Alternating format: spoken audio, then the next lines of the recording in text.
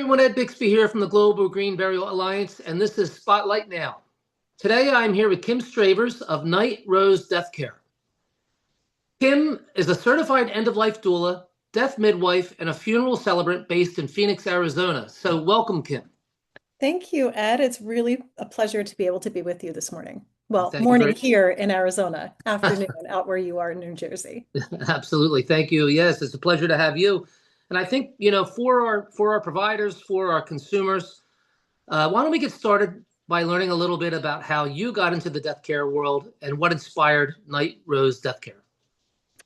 Well, thank you for the opportunity to share my story because it's very personal. I, like many death care and particularly funeral professionals that I have known over the course of the last several years, came into this work due to having experienced some kind of, I like to call them sort of big pillar deaths in my personal life. So I had gone through what is fairly common for most folks, at least here in the US, with losing grandparents when I was a child, experiencing some loss of friends to things like vehicle accidents or even death by suicide as I became a teenager and a young adult. And then other family members, aunts and uncles in particular, starting to get diagnosed with serious illness as I was moving into my 30s. And so the what felt like a gentle pace of loss had been the theme from my life. And then in January of 2017, my younger brother, who's my only sibling, was killed in a motor vehicle accident. And it was and remains the most traumatizing experience I have ever been through. It was absolutely harrowing to lose someone I was so close to so suddenly with no hope of having any sort of a reconnection. There was no way to even come be with his physical body because this accident happened here in Arizona and I at the time was living in Los Angeles. So due to the circumstances of the event, the distance, several other factors, I really missed the opportunity to be with my brother's physical form. And that stirred something in me, I think. It awoken me to, sort of the immediacy of death. It was my first experience with really intense grief. And I started to just, I think, quietly and naturally become more interested in this part of our natural lifespan. And at the same time, my best friend in California had been diagnosed with a tumor, a cancerous tumor on the liver. So she was starting to undergo treatment right at the time that my brother was killed. And so I had a different experience where I was called to be companioning her through recovery after a very scary moment with a stent replacement where they thought she might not recover from a microscopic nick to an artery that had her hemorrhaging internally for several days, hospitalized, intubated, sedated, all of these things. I went out to be with her for what was supposed to be just a few days, really in preparation at her family's invitation for saying goodbye because they weren't sure if she would survive that particular episode. And I wound up staying for 5 weeks at their invitation. And then once she was uh, removed from the anesthesia, recovered from the anesthesia, her invitation to just sort of be her ally in this recovery process and also starting to plan for what was going to come next because we knew her cancer was treatable, but still going to be likely terminal for her. So I was just working on instinct, really. I mean, we had been friends for more than 20 years. We had traveled together, lived together for brief periods of time. I knew her family very well. So it was a very natural and organic way of me to just show up for her as someone who cared for her deeply as a friend, someone who was a peer, someone who was not attached to her in the intimate way that we are with our family members, and and just see what sorts of needs can exist for someone who is looking at trying to survive, improve and maximize their quality of life, and also prepare for what is inevitable for us, regardless of how we go. And I came back from that experience and I felt really changed. And I started to ask questions about what that meant for myself.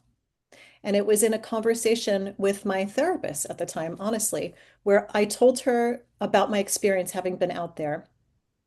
And I said to her, I know there's a such thing as a life coach, right? Is there a such thing as a death coach? And she said, yeah.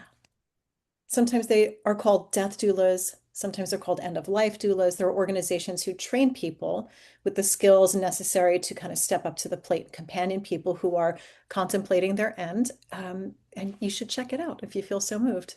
And I did, and I just knew that this was going to be the work that I wanted to show up and do in the world outside of the things that, I had normally been doing. I wanted to kind of bring this in as um, more of an avocation than a career, really more of a calling than something that I was looking at as some kind of a financial opportunity or something that was going to get me to a particular place. It really has always felt like just this deep stirring of a call to service.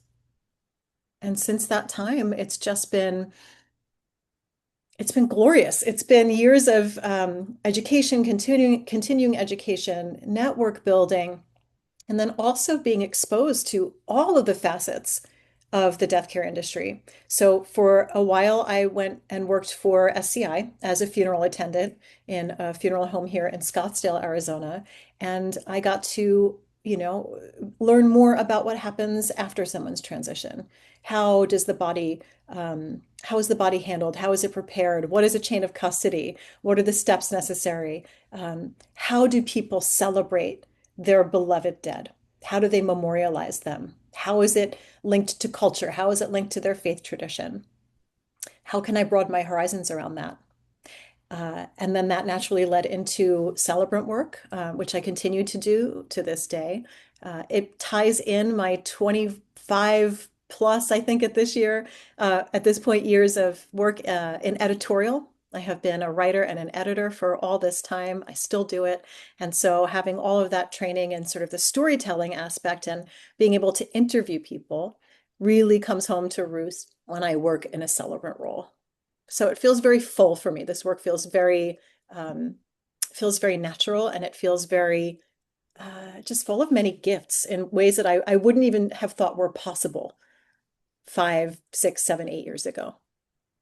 Oh, and thank you for sharing that. I mean, obviously it's a story of tragedy, but also a story of triumph in the sense that you found your way to a place that you always meant to be. I mean, I think that what we have found throughout the time we've spent, speaking to individuals within the movement that very much like yourself, none of us really chose this path. It kind of chose us.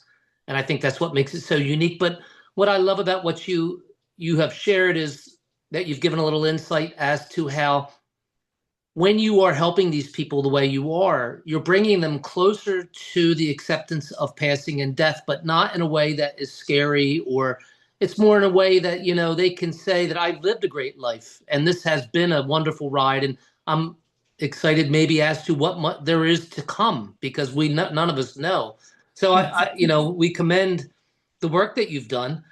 And, and I like what you said about, an advocate opposed to, a career path. I think that's kind of what makes us a little different, all of us. Certainly you can make a living by doing what we're doing because we have bills to pay, but we can do it and enjoy and know that you're making a difference. So that being said, I'm sure there's a variety of services that you offer. Uh, what are they, and how do they, differ from like the traditional funeral home experience? If someone were to come to you and say, "Hey, Kim, you know, we'd like to talk to you about your services." Well, the separation is between my work as you can call me a death midwife, a death doula, an end of life doula, a companion, a guide, really whatever label, sits well in your particular system. I'm not attached to really any one or the other, but certain people have stronger feelings around certain terms than others. So I answer to all of them. Um, that role is very separate from the work that I do as a celebrant because it's just celebrancy is just not what's in the doula scope of practice. So if someone comes to me and they would like some companionship and some assistance in planning for their end of life, or they would like some support as they are helping somebody else to navigate their end of life. So I can work with the circle of care, I can work with the dying person. We have many different entry points into the situation through which we can be invited. So in that case, I'm able to offer a variety of things depending on what the needs are. So my first question is really, how is today? Can you describe to me sort of, what's going on in this moment? And then leading people through a conversation that illuminates sort of several different angles of what is coming into play when someone is contemplating their mortality. So we're looking at practical things like choosing your method of disposition once you're gone, deciding whether or not you'd like to have services. If you'd like to have them, do you want to have them while you're still alive? Would you like to have a living funeral? Or is this something that you'd like to leave to, say, your loved ones when you're gone? Do you want an obituary? So sort of these more conventional practices that are required of us from a decision-making standpoint at end of life. Do you have your estate planning completed? Do you have your advanced medical directive completed? Capturing somebody's checklist sort of like the practical and the legal and the financial tasks that are in front of you, and not fulfilling the role of an estate planner, an attorney, an accountant, a financial planner, none of those things, but really just sort of giving somebody the big picture of the decisions that lay in front of them, and then helping them to muster the resources they already have around them, and then maybe provide suggestions for places where more help is desired but inaccessible to help connect them to the resources that will make that process maybe smoother or just feel more within reach. But I also do work with them to sit with just the existential distress, the anxiety, the grief that comes with this period of time, particularly with their loved ones also. So just sitting with someone as they contemplate for themselves what it means to be reaching their sunset. What kind of an effect are they going to have on people they love through this process? What might they like their, let's say, their legacy to be like? Like, how would they like to be remembered? Going through the process of kind of thinking back through the events of one's life and searching for meaning in those things. All very natural processes, natural conversations that come up. But a doula can come in and be the neutral sounding board, the receiving vessel for those kinds of disclosures and explorations in a way that for lots of people feels like the right fit for what they want to discuss, because some of these things are so sensitive in nature. They make someone feel so vulnerable, and maybe it's just not a conversation they feel comfortable having with a spouse or a child, or even a best friend, or maybe someone who's clergy or a spiritual advisor. They just kind of want to give it to somebody who's promised not to judge them and doesn't obligate them to anything. It's really about just being like this neutral, secure space for somebody to just be with what is in the moment. So we provide, this sort of spiritual space that folks can move into without replacing clergy, without acting in a chaplain's role. We can provide the space for creating this sort of task or to-do list, really, and helping them to sort out like who can do what, because it's not just about somebody providing, say, physical body care to someone whose body is failing. It's who's going to mow the lawn. It's, who's going to pay the bills. It's who's going to take care of the funeral arrangements, who's going to notify people once the death has occurred. So these other tasks that people don't necessarily think of because we get very focused on being with the person we love in their final moments. So there's that aspect to it, as well as providing some education to the dying person and their circle of care around what to maybe expect during the dying trajectory. So without stepping into a medical role, because we're not nurses or we're not nurses, we're not physicians, we're not therapists, and we're not counselors. Having the resources to give folks a general understanding of what the body does when it starts to shut itself down. So preparing them for things that they may not expect, like it's perfectly natural for someone to just not really be thirsty anymore, to refuse food because their body just doesn't want it or need it, to give them some education around why someone might feel quite withdrawn, and to give them the reassurance that it is more than likely not because grandma doesn't love her granddaughter that much anymore and doesn't care about her dance recital, but grandma's naturally turning inward to just focus on this incredible and highly still to us mysterious experience of approaching their death. So there are these signposts that we can look for that tell us where somebody is in their trajectory. And sometimes that information can just help to reassure people.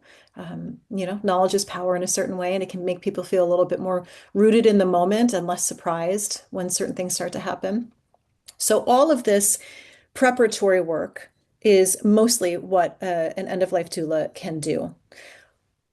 When I am in celebrant mode with a circle of care, this is when I am able to really turn on that might bring my writer's heart to the table and my editor's brain to the table and lead them through a process of helping to tease out what feel like for them the important aspects or traits or details about their loved one's life, their personality, what stuck out to them, meaningful moments, and then oftentimes, but not always, writing the eulogy.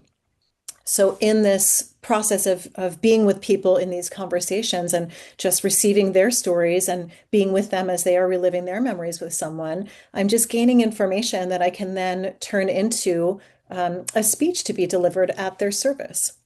So sometimes folks are hiring celebrants because they are not attached to a particular faith community, or they want someone who's like sort of a non-denominational MC, let's call it, to kind of come up and run the show because they know that they're going to be too distraught in the moment to do it.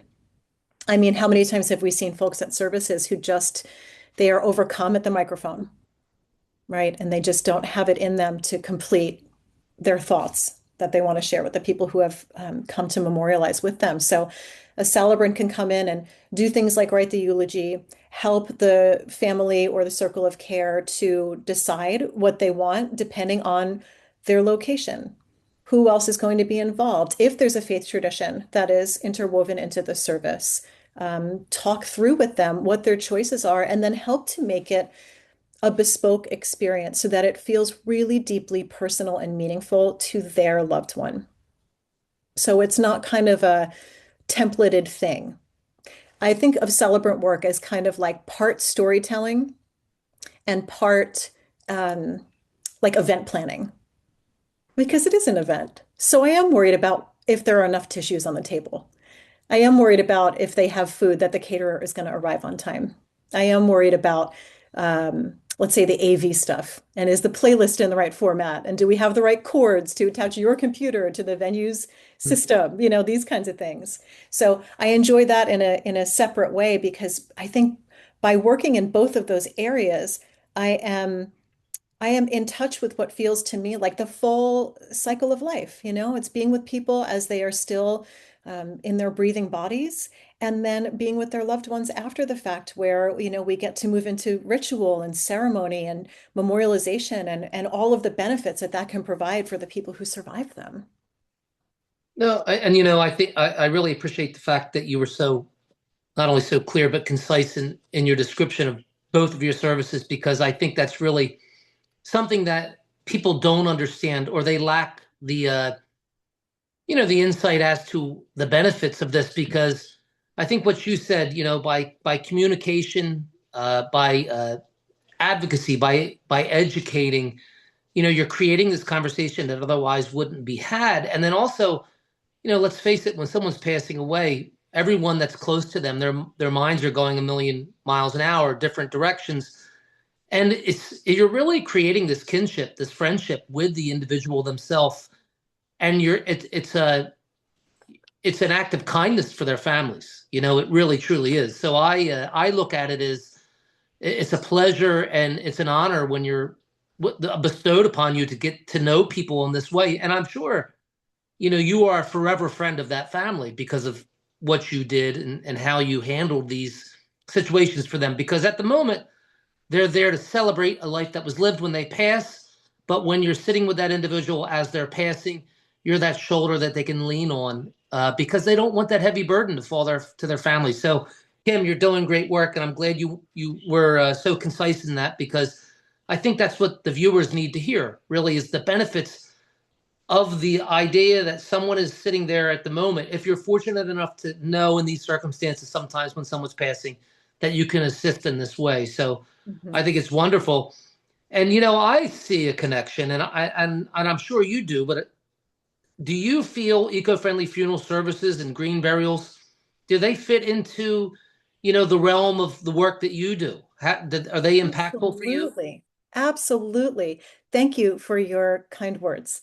Before I even get into that, that it means a lot, and I appreciate that perspective. It is a unique type of relationship that is grounded in the autonomy of the people that I'm working with. So I'm not there to tell them what to do. I'm there to tell them that there are choices that they can make if they want to, and then go wherever it is that they go. And at a time, I like to say that the older and the sicker we get, the less we get asked and the more we get told. So bringing a doula into the scene can restore this sort of sense of agency over one's life when you feel like so much of your control is slipping away. And for the people who surround the dying person, sometimes having a doula come in can help them feel like, okay, woof, I've got some assistance in sort of keeping tabs on everything. I can relax a little bit now back into my relationship with that person who's dying, and I can be the daughter instead of the cruise director for this whole enterprise, at least for a little bit. So I think there's multiple benefits. So thank you for recognizing that. Absolutely. As far as the sort of this movement toward more environmentally conscious and responsible methods of disposition, it's so huge for me personally. My personal values are set aside when it comes to bringing resources to anybody that I'm working with. But I'm delighted that we have so many options now. So here in Arizona, all the possible form, well, I guess not all possible forms. We still can't have, say, sky burial here, but you can opt for, we don't have conservation burial grounds in the state to my knowledge, but we do have hybrid green burial and conventional burial cemeteries. We do have alkaline hydrolysis has been legalized in Arizona, and there's one company that is ramping up to open its doors and start to offer that for humans. We do have an outfit here in Mesa, Arizona that does it for pets. And then we also just passed, I believe it was about a year and a half ago, a bill called Grandpa in the Garden, which makes natural organic reduction possible here in Arizona. So you can have flame cremation, traditional burial, green burial, or alkaline hydrolysis, aka aquamation, if that's your desire. So even just from coming from a place of having choice for people, I find that to be so invigorating. And people are surprised every time I tell them that they have more options than what has probably been their experience in the past, because things are just developing at an accelerated rate, I think, at this point. And so they're wanting to know about the mushroom caskets. They're wanting to know about what is it that they call the outfit that's in Colorado? And forgive me for not remembering their name off the top of my head. They do what do they call it? Tree tea, I think. They do alkaline hydrolysis out there, and then they can give back to you some of um, the um, what is the word The that I'm looking effluent. for? Pardon? The The effluent. effluent. Yes, thank you. As like, that's like it's like a part of the memorialization process. Like these outfits that are offering these services are starting to look at what they do from not just a place of like mechanical processing of a body, but as truly like this moment of like recognition and awe and um, like commitment to that person's memory, and finding ways to fold ritual and ceremonial elements into their services, which I think is just extraordinary. And No, I think, I'm sorry. the other thing I was going to add too is being able to come to people and give them the overview of their options, and having them then be able to hold that up to their financial ability to pay for these things can be a breath of fresh air for them as well. So I know that we're not here to talk about, say, flame cremation, but having people know that something like a direct burial or a direct cremation is possible, and they are not beholden to the sometimes extraordinarily expensive traditional type of disposition and funeral service that we're accustomed to, most of us here in the US, or many of us here in the US. But also just being able to say, hey, the cost is not always financial. And now you have some options that may honor the person's memory in a way that's very dear to them, that that maybe didn't occur to you before. So if someone was really committed to the land, if they were an avid hiker, yes, you can absolutely get them a memorial bench in the park. That's Uh, great. But did you know you can also have a green burial for them? And then they can be recommitted, reunited with the land in a way that wouldn't really be possible or would take, leagues longer to happen if they had a conventional burial. And so it's really working with people to discover their values and their priorities, and then giving them the options that can allow them to make a decision that aligns not just with what they can afford financially, but what feels right for them. no, absolutely. And again, you're spot on. It's really about transparency of process. It's about the availability of options. It's about the information, to be educated as to what those options are.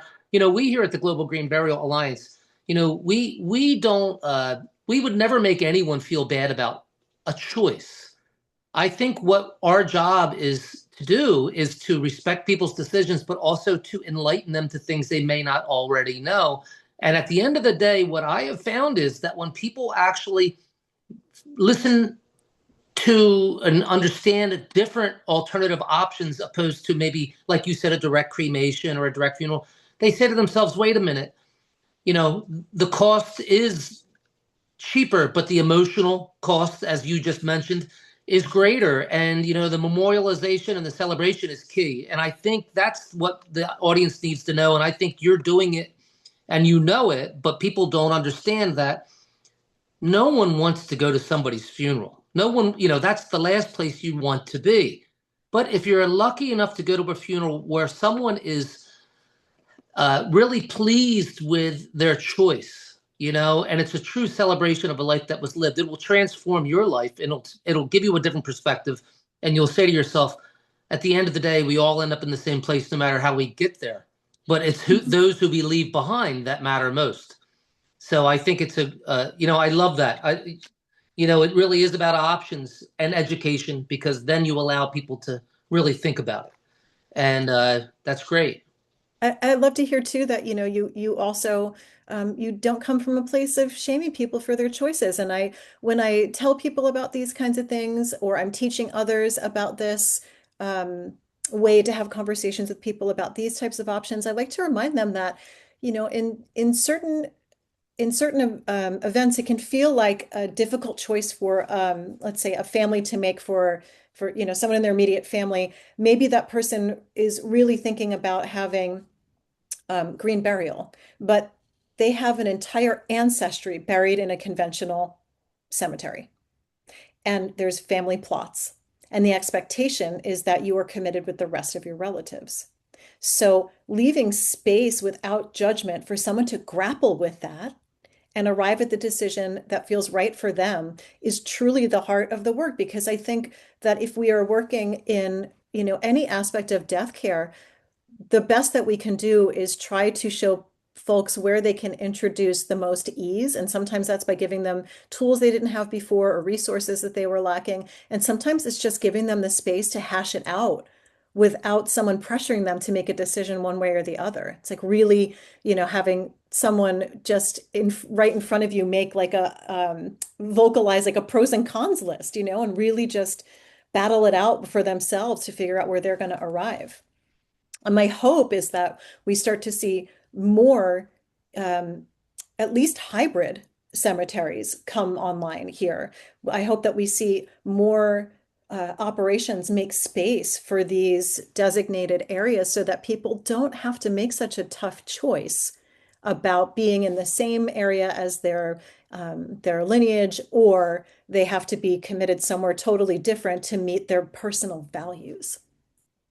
Absolutely, Kim. And the hybrid is the low-hanging fruit. It always has been. If you Yes. can create successful hybrids, that then the conservation cemeteries will come, because people will then understand and desire that. And I totally appreciate what you say when it comes to the decision of being with a loved one. That's a really simple conversation that a lot of people don't want to have, but Mhm. it's an important one, at the sense that a let's remember, the funeral providers are there to serve the families. That's what their purpose is. And Mhm. no one wants to turn someone away at their door when it's business. That's bad business. And it's Mhm. very simple for these cemeteries throughout the entire nation in Arizona to say, you know what, we're not going to require a vault, and we're going to allow a natural burial within the family plot because not only do you deserve it, but everyone else deserves it. I think that's coming. I think that people are starting to say, wait a minute, Mhm. the ways of the old, or maybe they'll never go away, but that's not, we can't hold that line anymore. So Mhm. I think that that's a really good point, that the hybrids really are important, and hopefully some cemeteries in Arizona can watch this that don't allow it and say, you know what, those guys make a lot of sense. Let's give it a try, because it's not going to cost them anything to do it. That's for sure. But it's been a great conversation. It brings me to my favorite part of the interview. I always like to know, where you might want to see Night Rose Death Care. Let's say in the next 5 to 10 years, where would you like to be? Oh boy, I have so many big dreams for this work and what we can do in the world, really truly in the world, because everyone will die.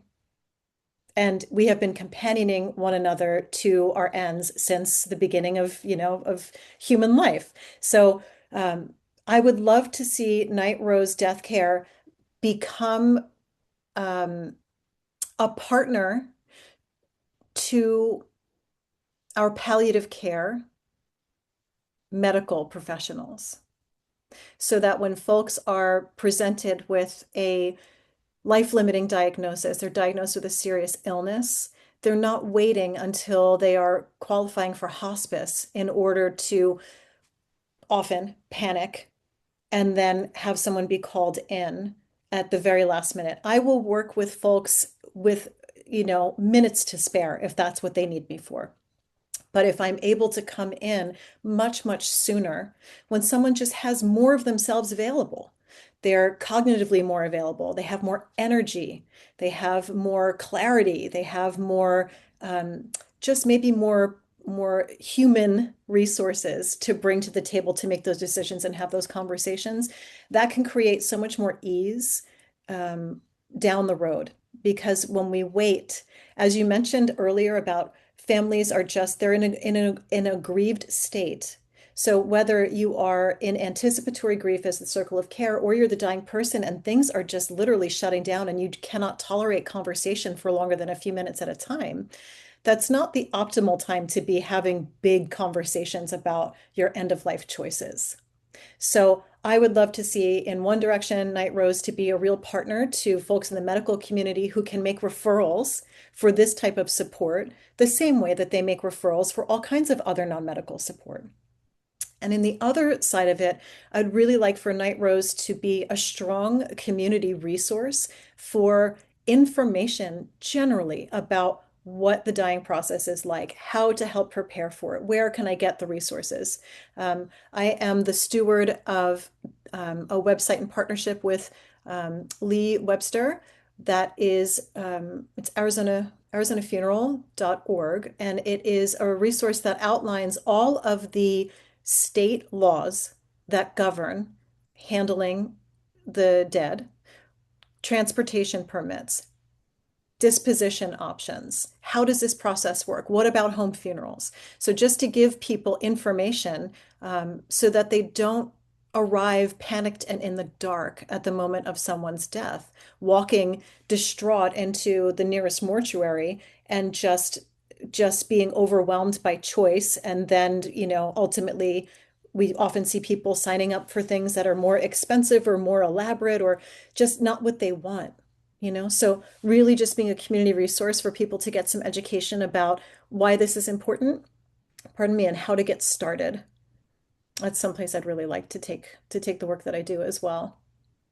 Well, that's a beautiful vision, and I'm sure it'll come true. And I love the fact that you want to work with, the palliative care. It's so critically important, like you said, to have these conversations. You know, People only fear what they don't know or understand. And a very simple conversation can ease those fears. Sure, sometimes it may feel like it's uncomfortable. Maybe it's a topic you don't want to talk about.